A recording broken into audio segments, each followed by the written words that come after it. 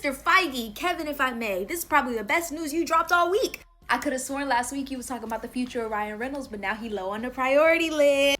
So it's Blade. I can live with it. You win some and you lose some. But looking for new faces for the X-Men, that's where the win really is. Marvel needs to make a point that not only are their movies good, but their movies make A-listers, right? Because at the end of the day, anyone going to watch an X-Men movie, let alone a comic book movie, is seated for the characters. The characters are the stars. Marvel shouldn't have to throw a bag at somebody to take the role for Jean Grey.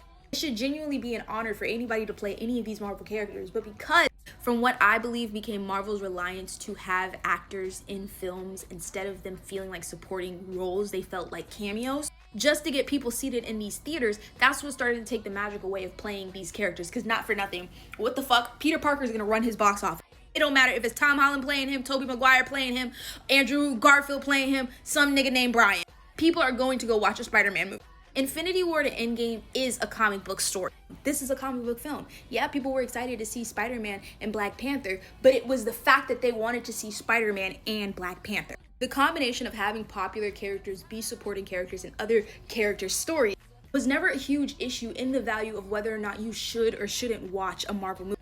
And logically, we know this because everyone loves Tony Stark until you start to talk about Tony Stark and Spider-Man. There are 1,000 conversations on the internet that don't give a fuck that that's Robert Downey Jr. They wanted Tony Stark out of Peter Parker's stories. Marvel didn't have a problem with how they were casting and putting characters inside of stories until where the importance of the character in the story didn't really matter because it was honoring the actors playing those characters. And for the time, that was okay because we've seen these actors play these roles for so long that we want to be able to celebrate them. However, it became a huge downfall for people who began to live off the expectation that an ensemble of actors is going to give you money. We bring in a story like No Way Home.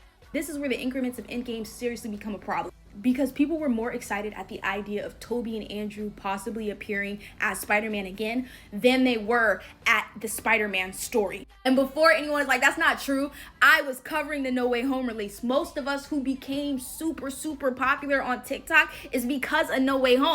And not because, oh my God, let's break down the story and let's talk about what this really means. It was, oh, Andrew Garfield might be in a movie. Oh, Tobey Maguire might be in a movie. Oh, I just saw a leak of Green Goblin. Are they gonna do the Gwen Stacy scene with MJ?